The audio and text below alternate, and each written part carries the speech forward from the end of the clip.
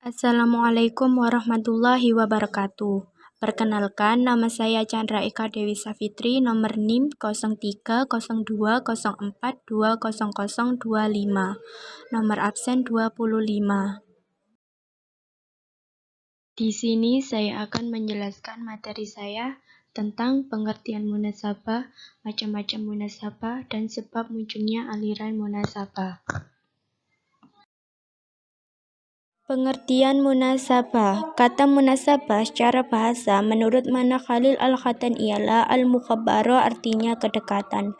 Dalam pengertian ini, As-Suyuti menambahkan al-musyakalah dan al-mukhabbara, artinya kedekatan dan keserupaan. Istilah munasabah digunakan dalam ilat hukum dalam bab qiyas, yang berarti al-wajh al-muqarrib lil al-hukum, yang artinya gambaran atau sifat yang berdekatan atau berhubungan dengan hukum. Dan secara istilah, pengertian munasabah diartikan menurut berbagai tokoh. 1.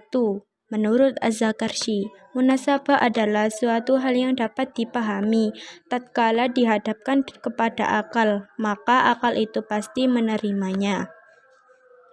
2. Menurut Ibnu Al-Arabi, munasabah adalah keterikatan ayat-ayat Al-Quran sehingga seolah-olah merupakan suatu ungkapan yang mempunyai kesatuan makna dan keteraturan redaksi.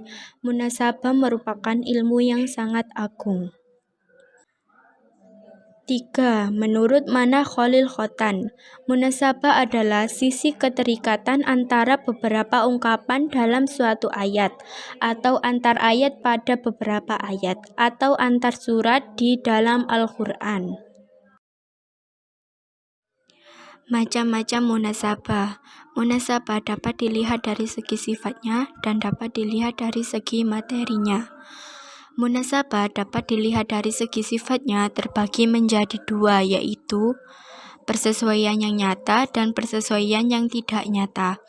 Dapat dikatakan dengan persesuaian yang nyata karena kaitan kalimat yang satu dengan yang lain itu erat sekali, sehingga yang satu tidak bisa menjadi kalimat yang sempurna bila dipisahkan dengan kalimat lainnya, seolah-olah ayat tersebut merupakan satu kesatuan yang sama.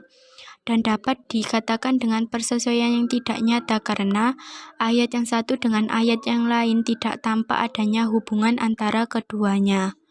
Bahkan seolah-olah masing-masing ayat atau surat itu berdiri sendiri, baik karena ayat yang satu itu diadhafkan kepada yang lain maupun karena yang satu bertentangan dengan yang lain. Munasabah dilihat dari segi materinya terbagi menjadi dua, yaitu munasabah antar ayat dan munasabah antar surat. 1. Munasabah antar ayat yaitu munasabah antara ayat yang satu dengan ayat yang lain berbentuk bersambung-sambungan ayat. 2. Munasabah antar surat yaitu munasabah atau bersambungan antara surat yang satu dengan surat yang lainnya. Sebab munculnya ilmu munasabah Al-Quran. Berbagai sebab yang membuat permasalahan dalam munasabah adalah seseorang musafir mengkorelasikan suatu ayat padahal ayat tersebut tidak berhak untuk dikorelasikan, sehingga terkesan memaksakan ayat tersebut.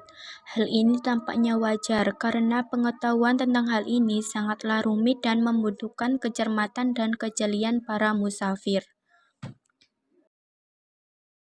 Sekian dan terima kasih. Wassalamualaikum warahmatullahi wabarakatuh.